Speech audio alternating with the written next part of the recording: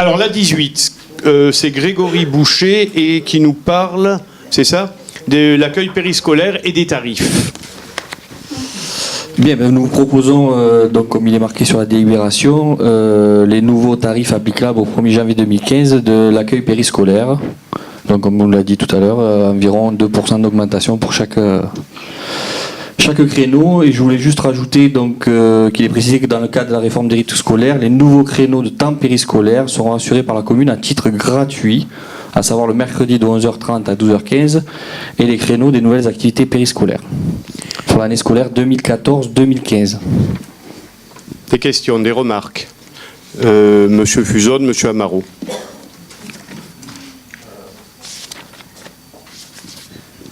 Vous regroupez dans une même délibération l'augmentation des tarifs et la gratuité. Donc là, on ne peut pas se prononcer, on ne participera pas au vote. Il aurait fallu faire deux délibérations. Non.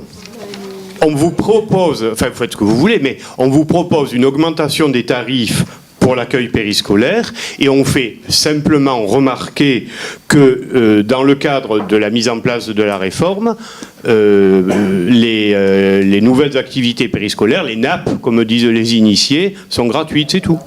C'est une remarque.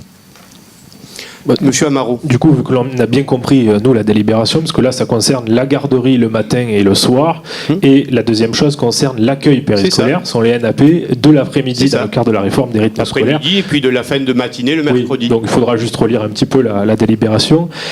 Juste une question, très bien pour la gratuité. C'est demandé par les parents d'élèves, justement, parce qu'ils demandent à ne pas subir en plus le paiement des NAP.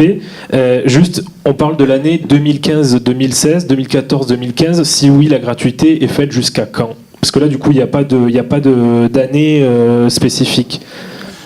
La délibération porte effectivement... Pardon, excuse-moi. La délibération, comme je l'ai dit, porte sur l'année scolaire 2014-2015. Et au-delà, on verra. Au-delà, tous les tarifs... C'est une question anodine. Ah non, mais la question, vous avez raison de la poser parce qu'elle peut se poser. Elle peut se poser. D'ailleurs, il y a des villes qui y ont déjà répondu tout de suite. Les nouvelles activités périscolaires sont payantes dans bon nombre de villes. Toutes tendances confondues d'ailleurs, parce que ça a un coût. Hein. Voilà. D'autres questions? Donc je mets aux voix qui est pour, qui est contre, qui s'abstient. 2 abstentions et vous ne participez pas au vote, c'est ça? Voilà.